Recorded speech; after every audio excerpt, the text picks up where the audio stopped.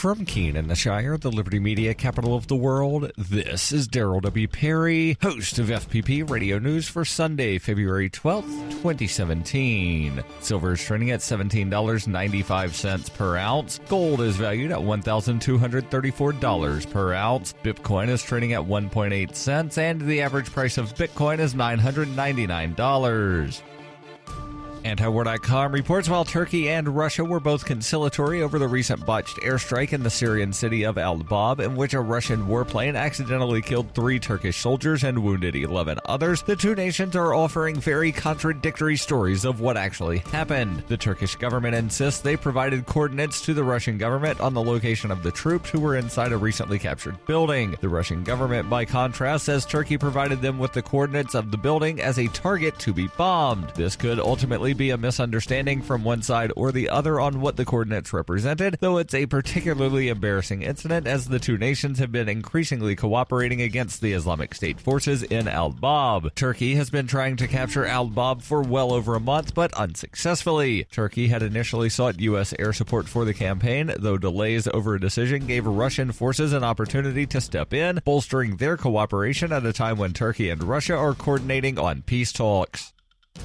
For nearly 40 years, Roberts & Roberts Brokerage has been a trusted source for buying and selling precious metals like gold and silver. They also take Bitcoin for precious metal purchases and have permanently removed the minimum purchase amount for all orders paid in the digital currency. Call Roberts & Roberts today for knowledgeable advice on buying and selling precious metals and a forward-thinking approach to new technologies. 800-874-9760 or visit online at rrbi.co.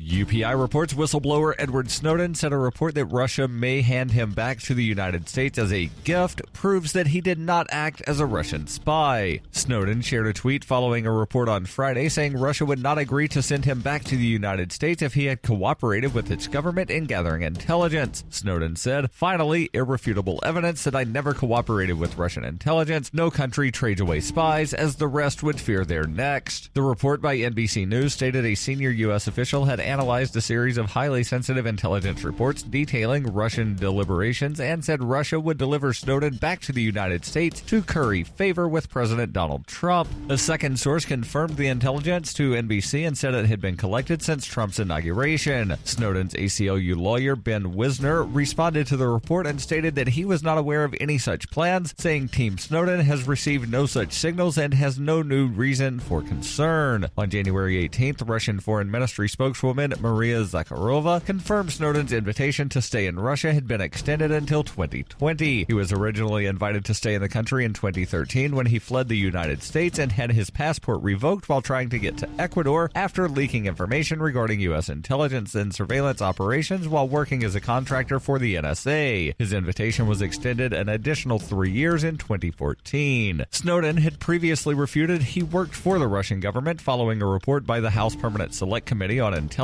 on December 22nd that stated he communicated with Russian intelligence agents while living under asylum in Moscow. He has also said that being extradited to the United States would obviously be a threat to his life and liberty.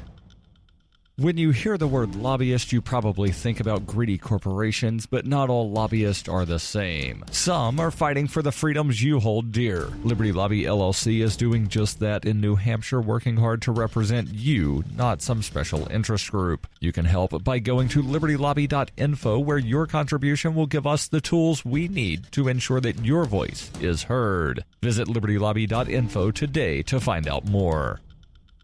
Reuters reports Ohio Governor John Kasich delayed 8 upcoming executions in response to a U.S. Court of Appeals review of Ohio's execution process and claims the state's lethal injection method is too painful to be legal. Kasich said the court is not expected to rule in the case before the next scheduled execution on February 15th. On January 26th, the U.S. District Court stayed the first 3 scheduled executions in response to a challenge filed by Ohio death row inmates. Kasich said he is confident the state will prevail based on a ruling by the U.S. Supreme Court that upheld the use of midazolam in lethal injections. Midazolam is an anti-anxiety drug used before 2 others to administer a lethal dose. Kasich said he plans to restart the execution schedule on May 10th. This has been FPP Radio News, online at fppradio.com.